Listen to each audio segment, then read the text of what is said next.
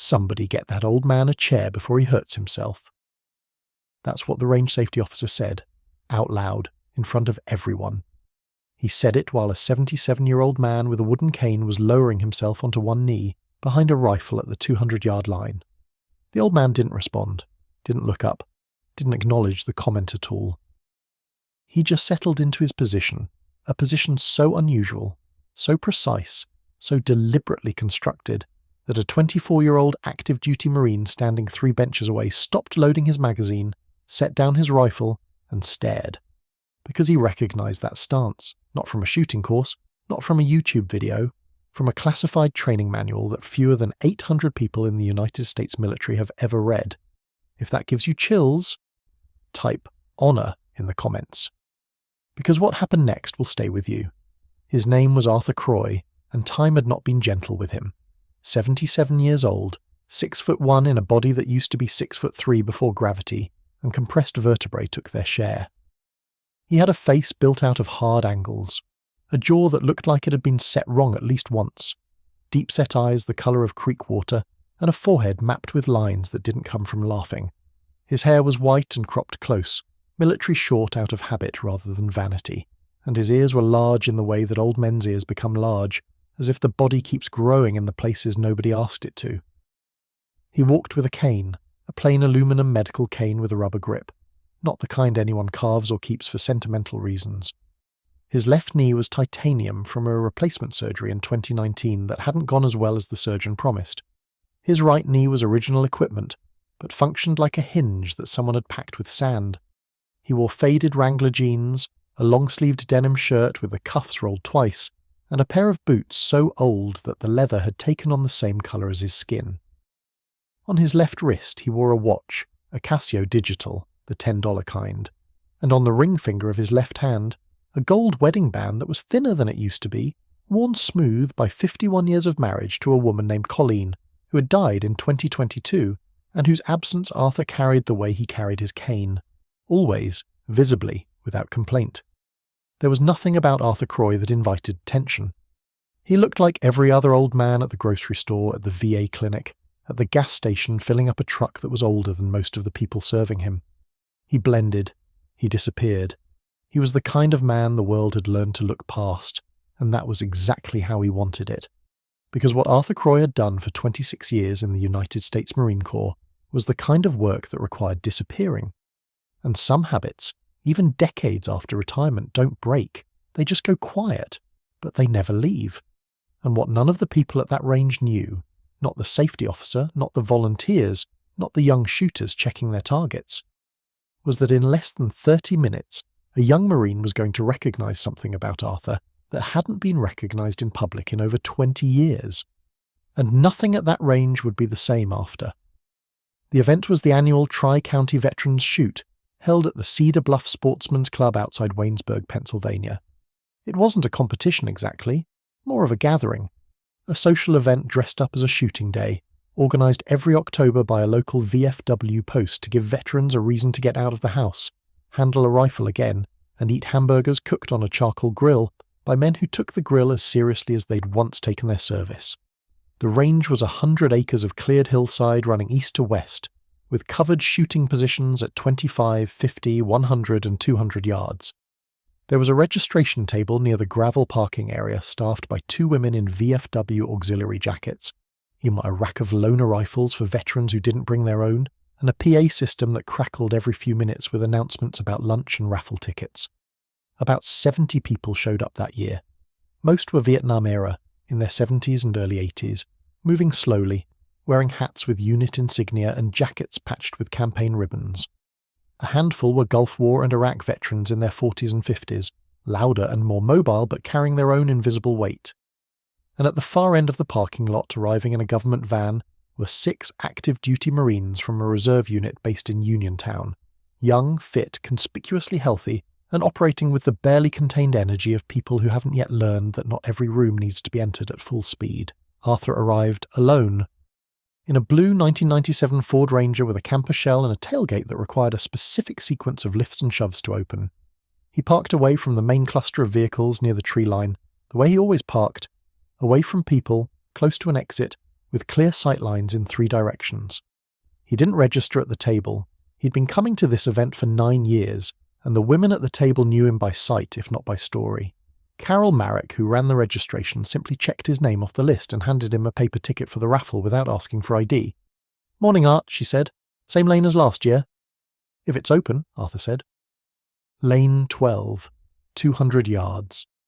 The farthest lane from the pavilion, the most exposed to wind. And the least popular position because most shooters at a veteran social event weren't interested in testing themselves at distance. Arthur was. He carried his rifle in a canvas case so old that the original colour was a matter of speculation. He moved slowly across the gravel, planting his cane with each step, his body tilting slightly to the right to compensate for the weight of the case in his left hand. It took him 4 minutes to walk from his truck to lane 12, a distance a healthy person would cover in 45 seconds. He didn't rush. He didn't apologise for being slow. He didn't make eye contact with the people who stepped aside for him, because stepping aside implied something about him that he didn't agree with. He wasn't fragile, he was deliberate. There's a difference, but most people can't see it. At lane 12, he set the rifle case on the shooting bench and unzipped it with the care of a man unwrapping something he respects. Inside was a Remington 700 in .308 Winchester. It was not a new rifle. The bluing was worn silver at the contact points, the bolt handle, the trigger guard, the forward sling swivel. The stock was walnut, hand-checkered in a pattern that hadn't been factory standard since the 1970s, and it bore the kind of wear that only comes from thousands of hours of use. A slight depression on the comb where a cheek had rested 10,000 times, a smoothed area on the grip where a right hand had found the same position over and over, until the wood remembered. Arthur set the rifle on the rest. He placed 5 rounds on the bench, Federal Gold Medal match, 168 grain boat-tail hollow points, in a line, on primers all facing the same direction. Then he stood behind the bench, both hands on his cane, and looked downrange at the 200-yard target. Just looked. For a long time, reading the wind by the way the grass moved at 50, 100, 150 yards. Watching the mirage shimmer off the berm, noting the direction of the flag on the pole near the pavilion, southeast at maybe 8 miles per hour, which at 200 yards meant about a half-minute of angle correction. He didn't use a weather meter, he didn't check an app, he read the range the way a sailor reads the ocean, with his body, his eyes, and 40 years of accumulated understanding that had long since moved past conscious thought into something closer to instinct. But he didn't shoot from the bench. He never shot from a bench, because bench shooting, and to Arthur Croy, was like singing in the shower. It told you nothing about what you could do when it mattered. And the thing about Arthur was that everything he'd ever done with a rifle had mattered. The range safety officer was a man named Dale Tobin. He was 58, retired state police, and he ran the firing line at the Tri-County shoot with the exact level of authority that a man who peaked as a shift supervisor tends to bring to volunteer positions, which is to say, more than was necessary and less than he believed. Dale was fine at his job. He knew the safety rules, he called the line properly, and he kept things moving. But Dale was also the kind of man who needed people to know he was in charge, and he communicated this through a combination of a high-visibility vest, a whistle he wore on a lanyard, and a habit of making comments loud enough for everyone to hear. When Arthur walked past the covered benches carrying his rifle toward the open area behind lane 12, Dale noticed. Hey, sir, the shooting benches are right here. You don't need to go back there." Arthur stopped. "I'm going to shoot from position," he said. "From the ground?" Dale's eyebrows rose. "Sir, we've got perfectly good benches. You don't have to—" "I'd like to shoot from kneeling," Arthur said. It wasn't a request. It was an announcement delivered in the tone of a request, which is something that people who have spent their lives giving orders learn to do when they no longer have rank to back the orders up. Dale looked at the cane, looked at Arthur's knees, looked at the 77 years of mileage on a body that clearly hadn't been maintained according to the manufacturer's recommendations, and then Dale said it. Loud enough for the 6 or 7 people at the adjacent lanes to hear, loud enough for the active duty Marines at lane 8 to look up. "Somebody get that old man a chair before he hurts himself," a few people chuckled. Not maliciously, more out of reflex, the kind of laughter that fills the space when someone says something uncomfortable and no one wants to be the first to not laugh. Arthur didn't react. He simply walked past Dale, stepped behind the firing line at lane 12, and began the process of lowering himself to the ground. It was not graceful. His left knee, the titanium one, went down first, slowly, his cane planted in the dirt for balance. His right knee followed, grinding audibly, a sound like a boot on gravel that made at least 2 people wince. His jaw tightened, his breathing changed, and for a few seconds, as he negotiated the distance between standing and kneeling, Arthur Croy looked exactly like what Dale Tobin had called him, an old man who might hurt himself. But then he settled, and everything changed. The position Arthur assumed was not a standard kneeling stance. Anyone who has ever shot a rifle from the kneeling position, and certainly every one of the Marines at Lane 8, knows what the standard looks like. Right knee down, left elbow on left knee, rifle supported by the skeletal structure of the arm and leg forming a triangle, stable, effective, taught in every basic marksmanship program in the military. Arthur's position was different. His right knee was down, yes, but rotated inward at an angle that seemed uncomfortable until you realised it was creating a wider base of support. His left foot was planted forward and slightly to the right of where it would normally go, toes pointed at roughly 45 degrees to the target instead of square.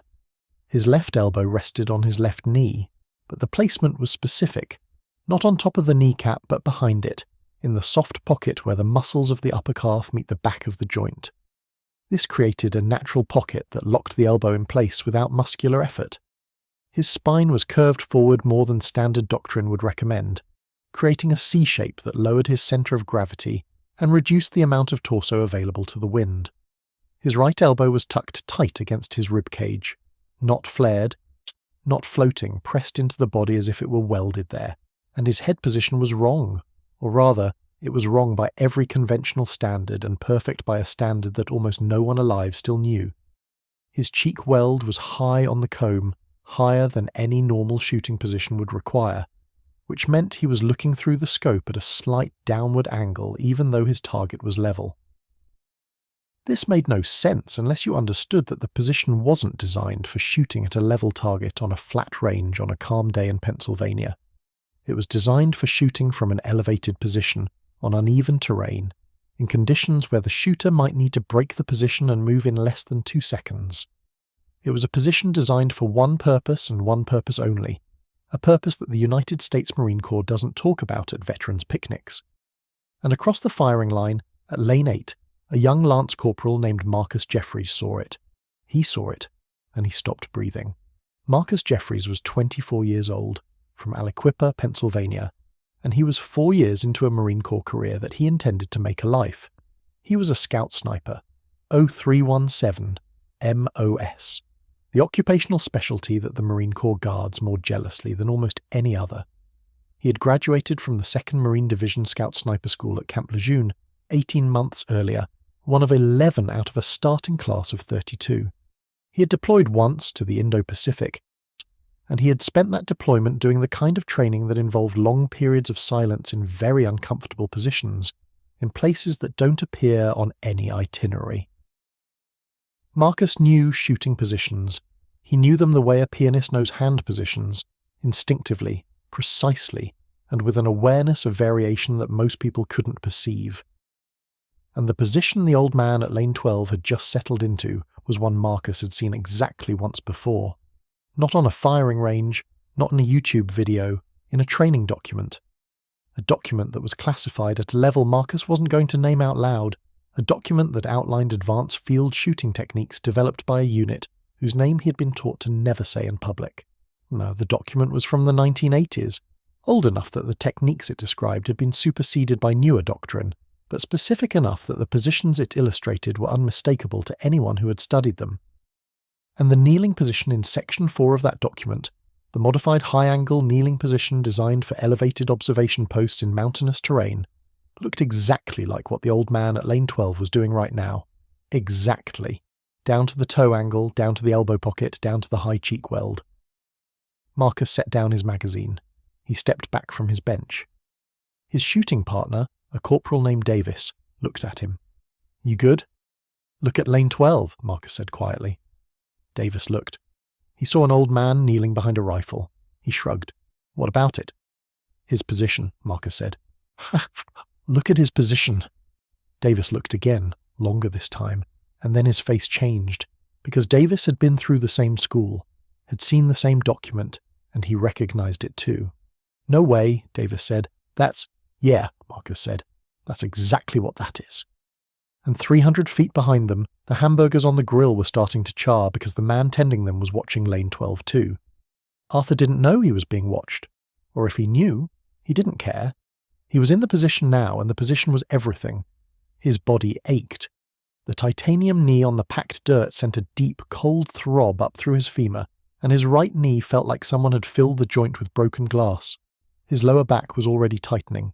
His left shoulder, which he dislocated twice in his 30s, usually was sending advance notice that it intended to make the next 24 hours unpleasant.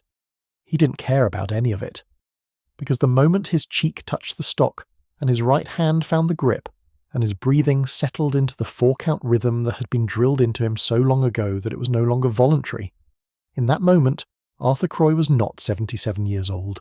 He was not a man with a cane, a dead wife, a titanium knee, and a VA disability rating of 70%. He was a weapon system.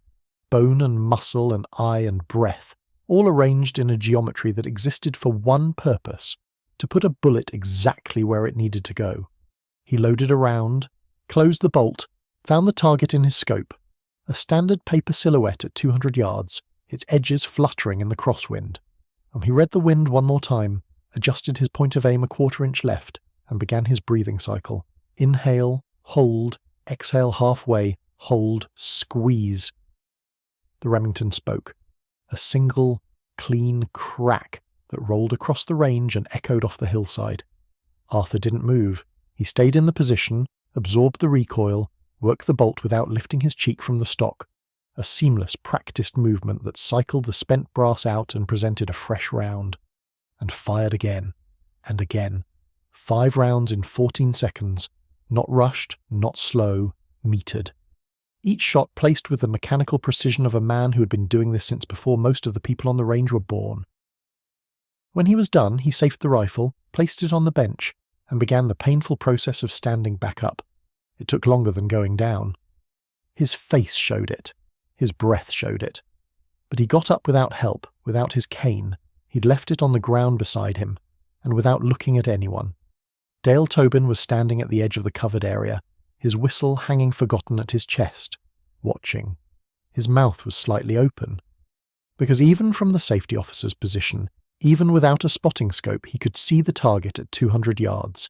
He could see the cluster of holes, 5 of them, grouped so tightly that at 200 yards they looked like a single ragged hole, a group you could cover with a quarter, from kneeling, in a crosswind, by a 77-year-old man with a cane.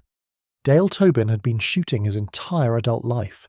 He had qualified expert with his service pistol every year for 26 years as a state trooper. He had not once shot a group that tight from kneeling at 200 yards. He closed his mouth, and he didn't say anything else about chairs. Marcus was already walking. He didn't run. Marines don't run toward things on a firing line unless something has gone wrong. But his pace had the quality of urgency that comes from recognition, from the need to confirm something that the rational part of his brain was telling him couldn't be true, and the trained part of his brain was telling him absolutely was. He walked past lanes 9, 10, 11. He stopped at the edge of lane 12's shooting area, behind the line, respecting the protocol even though the line was cold and the old man's rifle was benched. Arthur was standing with his back to Marcus, placing his 5 brass casings into a small leather pouch. His cane was back in his hand, and his shoulders were rounded again, the posture of age reasserting itself over the posture of purpose. Marcus stood there for a moment. He was aware that what he was about to do might be unwelcome. He was aware that there were reasons, very specific, very serious reasons, why a man might spend his retirement not talking about the kind of work that required that particular shooting position. He was aware that asking the question he was about to ask was, in some circles, a breach of protocol so significant that it could end careers. But he also knew that if he walked away without asking, he would think about it for the rest of his life. "Sir?" Arthur turned. His eyes found Marcus's face, then dropped to the eagle, globe and anchor on his shirt, then came back up. He didn't speak. He waited, and in that waiting, that patient, unreadable, completely still waiting, Marcus saw everything he needed to see, because civilians wait by fidgeting, by filling silence, by shifting weight. Arthur waited like a man in a hide, motionless, alert, conserving everything. "Sir," Marcus said again, quieter this time, "that kneeling position you used, the modified high angle, the elbow pocket, the toe rotation," he paused. "I've only seen that in one place." Arthur's expression didn't change, not a flicker, but his hand, his right hand, the one not holding the cane, did something subtle. The fingers tightened, not into a fist, into a grip, the kind of grip that wraps around a pistol grip or a handguard or the edge of a ghillie suit hood. An involuntary response from a body that had spent decades interpreting the phrase, "I know what you are," as a threat. "And where was that?" Arthur said. His voice was level, conversational, but his eyes were not conversational at all. His eyes were conducting a threat assessment on a 24-year-old Marine at a VFW barbecue, and the assessment was happening at a speed and depth that Marcus could feel on his skin. Marcus held the gaze. He didn't flinch. He didn't look away. And he said the name of the unit. He said it quietly, almost a whisper. 4 words that he had been told never to say outside of a secured facility. And for the first time all morning, Arthur Croy's face moved. It wasn't much. A tightening of the muscles around his eyes. A slight lift at the corners of his mouth that wasn't quite a smile, but was adjacent to one. A barely perceptible nod. A single dip of the chin that could have been acknowledgement, or could have been the beginning of a denial, depending on what the old man decided to do next. What he decided to do was nothing. He stood there, cane in hand, brass pouch in the other, and he let the silence do the work. Because silence, to a man who had spent 26 years in the kind of unit that Marcus had just named, was not empty. It was a tool, it was an answer, and it was, in its own way, a confirmation. Marcus understood. He had been trained to understand, and what he understood in that moment was that the old man was never going to say yes. He was never going to confirm it with words. He was never going to tell a story, share a detail, or offer a single piece of information that would connect him to anything he'd done during his years of service. Because that's not how it works. Not for that unit. Not ever. But Marcus also understood something else. Something that had nothing to do with classified documents or operational security, or the protocols governing what could and couldn't be said. He understood that the old man at Lane 12, the one with the aluminum cane and the faded denim shirt and the titanium knee, had spent the last 20 years being invisible, had walked through his town, his grocery store, his VA appointments, his wife's funeral, and this annual shooting event without a single person ever seeing him for what he was. And Marcus Jeffries, 24 years old, from Aliquippa, Pennsylvania, scout sniper, United States Marine Corps, decided that he was going to be the first person in 2 decades to show this man that someone knew. He stepped back, he squared his shoulders, he brought his heels together, and on a firing line at a VFW shooting event in southwestern Pennsylvania, with hamburger smoke drifting across the range and a PA system crackling about raffle tickets, Lance Corporal Marcus Jeffries snapped a salute so sharp it could have cut glass. The range went still, not quiet.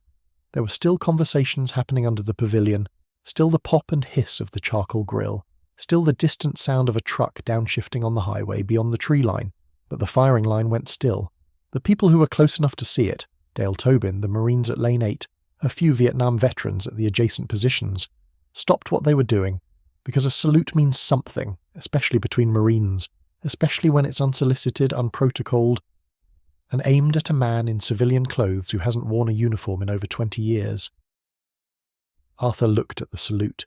He looked at the young man behind it, the rigid arm, the locked fingers, the eyes that were fixed forward with the intensity of someone performing an act that mattered to him more than appearances. And Arthur's chin trembled. It was brief, a single vibration, like a tuning fork struck once and then caught. He pressed his jaw tight, the way he'd learned to press it when emotion threatened to compromise his stillness, a technique he'd developed not in therapy, not in retirement, but in positions where a single involuntary movement could mean death. He controlled it, like he controlled everything. But the tremor was there, and Marcus saw it. Arthur transferred his cane to his left hand. He straightened his spine, and this time it wasn't subtle. This time the transformation was visible to everyone watching. The stoop fell away, the shoulders squared, the chin lifted, and for a moment, a single, suspended, impossible moment, The 77-year-old man with the titanium knee and the aluminum cane looked exactly like what he had once been. He returned the salute. Clean. Precise. The angle of the hand exactly 45 degrees from the brow. The elbow level with the shoulder. A salute that had been rendered in places that don't exist on maps, to men whose names don't appear in any database, for reasons that will never be declassified. He held it for 3 seconds, then he dropped it, and Marcus dropped his, and in the space between two dropped salutes, something passed between them that neither of them would ever be able to articulate. A recognition so complete and so private that it needed no words, no explanation, no context. Just two Marines, 2 generations apart, standing on a firing line in Pennsylvania, knowing. Corporal Davis was the first to move. He walked from lane 8 to lane 12, stopped beside Marcus, and rendered his own salute. He held it until Arthur returned it, then dropped it and stepped to the side. Then the 3rd Marine from the reserve unit, a sergeant named Kowalski, crossed the firing line and did the same thing. Then the 4th, then the 5th, then the 6th. 6 active duty Marines, one after another, crossing the firing line to stand before a 77-year-old man they'd never met and saluting him with the kind of formality usually reserved for generals and flag-draped coffins. Arthur returned each one, individually, looking each Marine in the eye as he did it. His face was composed. Years of practice made it possible, but his eyes were not. His eyes were bright and wet and alive in a way they hadn't been in a long time. The Vietnam veterans noticed. Of course they did. They were men who understood salutes, and what they meant and how rare it was to see 6 young Marines render them to an old man in denim and boots. A man in a 1st Cavalry Division hat put his hand on his chest. Another, wearing a faded 101st Airborne jacket, simply stood at attention where he was 30 feet away and held it. Yet Dale Tobin had removed his high-visibility vest at some point during the sequence. He was holding it in his hands, crumpled into a ball, and his face had the expression of a man who was recalculating everything he thought he knew about the morning, about the old man, about chairs. When the last Marine dropped his salute, Marcus stepped forward one more time. He extended his hand. Arthur took it. The handshake was firm on both sides. 2 right hands that understood the difference between a grip and a squeeze, that had both learned their strength from things they didn't discuss at picnics. "Semper Fi, sir," Marcus said. Arthur's mouth twitched. "Semper Fi," he said, and it sounded like a prayer. Lunch happened. Hamburgers and hot dogs and coleslaw from a recipe that 3 different women claimed was theirs. Paper plates. Cans of soda sweating in a cooler of ice. The kind of meal that tastes better outdoors and better still when you're eating it with people who understand your particular flavour of silence. Arthur sat at the end of a picnic table near the tree line, eating a hamburger with one hand and holding his cane with the other. He sat alone, not because no one invited him to join them, but because Arthur had always eaten alone. It was habit, preference. The residual behaviour of a man who had spent years eating in places where company meant exposure, and exposure meant risk. Marcus asked permission before sitting down. Not verbally. He caught Arthur's eye from 10 feet away, gestured toward the empty bench across from him, and waited for the nod. He got it. They ate in silence for a while. Marcus didn't ask questions about service, about deployments, about the unit. He didn't ask because he knew better, and because he understood that the salute had already said everything that needed to be said. What they talked about was rifles. "That Remington," Marcus said. "How long have you had it?" "Since '84, Arthur said. "Bought it at a gun shop outside Lejeune. Paid $240 for it. The action was rough out of the box, so I trued it myself. Lapped the lugs, squared the receiver face, recut the crown, bedded the stock with Devcon steel. You did your own action work." "We did everything ourselves," Arthur said. "There wasn't a supply chain for what we needed. If you wanted a rifle that would hold half minute at 1,000 yards, you built it. Every trigger job, every barrel fitting, every scope installation, we did it in-house. I spent more time at the bench with a Dremel and a set of feeler gauges than I did behind the scope." Marcus leaned forward. This was the kind of knowledge he was starving for. The practical, experiential, hands-on understanding that no school could fully transmit. "The kneeling position," he said carefully. "The one you use today. I know I can't ask you where you learned it, but can I ask you, why that position? What's the advantage over standard supported kneeling?" Arthur chewed his hamburger. Thought about it. It's faster to brake, he said finally. Standard kneeling, you're locked in. Your weight is committed. If you need to move, if something changes, you've got to redistribute before you can stand. That costs you a full second, maybe more. The modified position keeps your weight balanced over both knees and your plant foot, so you can drive up and out in under 2 seconds, and the high cheek weld compensates for downward angle of fire, which means you don't have to count the rifle when you're shooting from elevation. He paused. It's also hell on your knees, which is why I have a titanium one. Marcus absorbed this. He was filing it away in the place where he kept things that mattered, not the facts, which he already knew from the document, but the reasoning. The why behind the how. The human logic that turns a technique into a tradition. Can I ask one more thing? Marcus said. Arthur waited. How do you do it, the group you shot today, from kneeling at 200 in a crosswind? How do you still do that at... He stopped, aware that he was about to say something that might sound like a compliment wrapped in an insult. Arthur saved him. At my age, he finished. It's a fair question. He set down the hamburger, wiped his hands on a paper napkin, and for the first time in the conversation, his eyes softened, not with vulnerability, but with the particular kind of honesty that only comes from a man who has nothing left to prove. The body goes, he said. There's no way around it. My eyes aren't what they were. My hands tremor if I don't manage my caffeine. My breathing capacity is about 60% of what it was at 30. Everything that age takes, it's taken from me. But the position doesn't require youth. It requires structure. Bone on bone, joint in socket, geometry. You build the position right and your skeleton does the work, not your muscles. Muscles tire, bones don't. That's why the position works at 77 the same way it worked at 27. See, the architecture hasn't changed, just the body around it. Marcus sat very still for a moment. Then he said, Would you be willing to teach me? Arthur looked at him. Not at his rank or his insignia or his youth. At him. At the seriousness in his face. At the hunger that Arthur recognized because he had carried it himself decades ago, when he was a young Marine who understood that the difference between good and exceptional wasn't talent. It was access to people who had already made the journey. Saturday mornings, Arthur said. I shoot at the State Game Lands range off Route 21. I'm there by 7. I'll be there at 6:30, Marcus said. Bring a notebook, Arthur said, and a pad for your knees. Almost a smile. Trust me on the knee pad.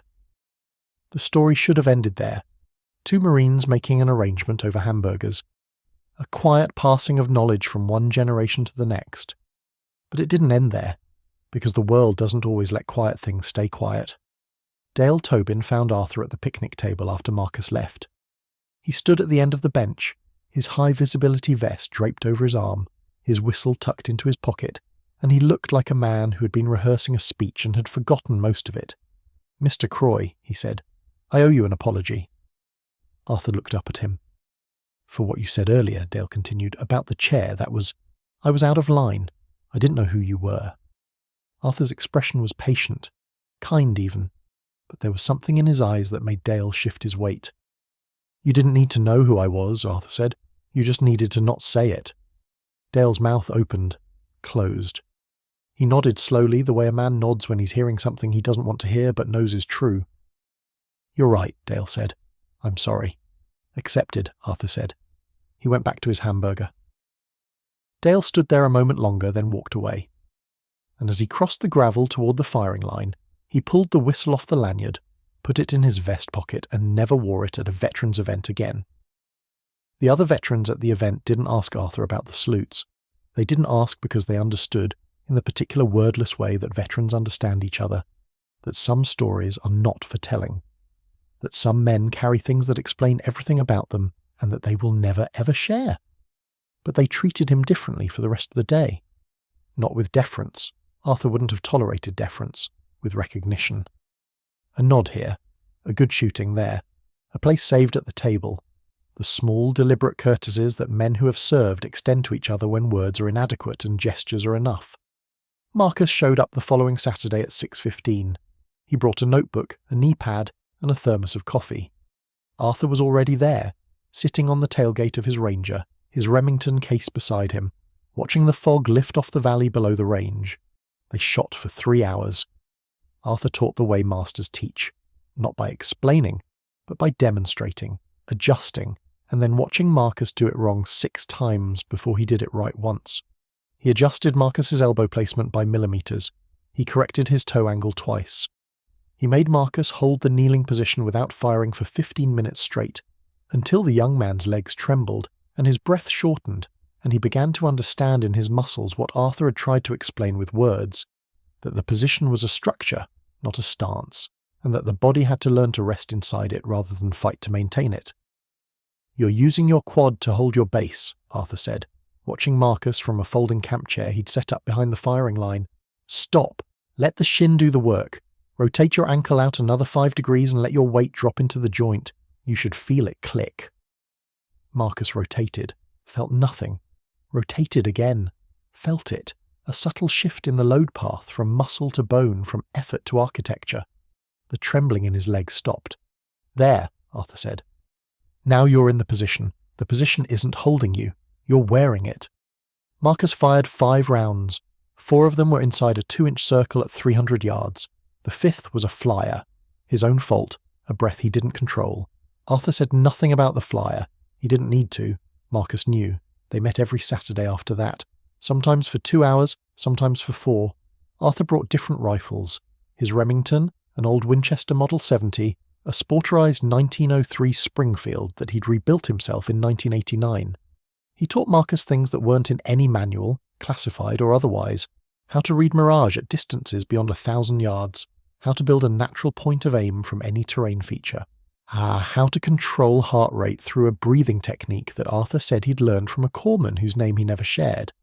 He taught with patience and precision, and an absolute refusal to praise anything that wasn't perfect. When Marcus did something right, Arthur would nod. When Marcus did something wrong, Arthur would say, "Again." That was it. Nod or again. After 3 months, Marcus stopped needing to hear either one. He could feel the difference himself. In December, Arthur's right knee finally gave out entirely. He called Marcus on a Tuesday night, the first time he'd ever called, and told him he was having surgery on Thursday and wouldn't be at the range for a while. Marcus drove to Arthur's house that Wednesday evening. He brought a bag of groceries, a 6-pack of ginger ale, and the notebook he'd been keeping since their first session. It was full, front to back, every correction, every technique, every piece of advice Arthur had given him, written in the precise small handwriting of a man who understood that some knowledge only passes through one generation at a time, and that failing to record it was a form of loss he wasn't willing to accept. Arthur looked at the notebook. He turned the pages slowly, and something in his face, something deep, something tectonic, shifted. He didn't cry.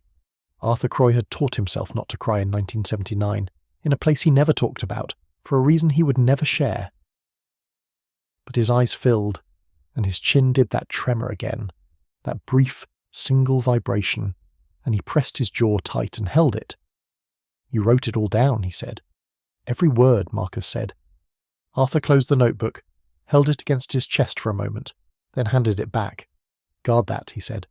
"That's not my knowledge anymore, it's yours, and when you find someone worth teaching, it'll be theirs."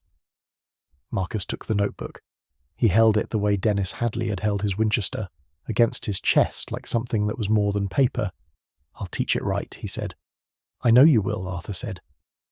And the way he said it, with absolute certainty, the kind of certainty that only comes from a man who has spent his entire life judging capability and has never been wrong about the things that matter, was the closest thing to a commendation that Arthur Croy had ever given anyone.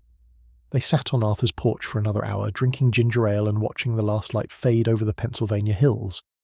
They didn't talk about the unit. They didn't talk about the past. They talked about rifles and wind and the way cold air behaves at distance, and the particular satisfaction of a shot placed exactly where you intended it. 2 Marines, 2 generations, one lineage of knowledge passed from hand to hand, from position to position, from one kneeling shooter to the next, across a gap of 50 years and a silence that was deeper than any conversation. If this story stayed with you, if you believe that mastery doesn't expire, that respect is owed to the quiet ones, and that some salutes carry more weight than any medal, then subscribe to this channel. We tell these stories because the men who lived them never will. And somewhere in Pennsylvania on a Saturday morning, a young Marine is kneeling at a firing line with a notebook in his pocket and an old man's knowledge in his bones. That's how it passes on. That's how it survives.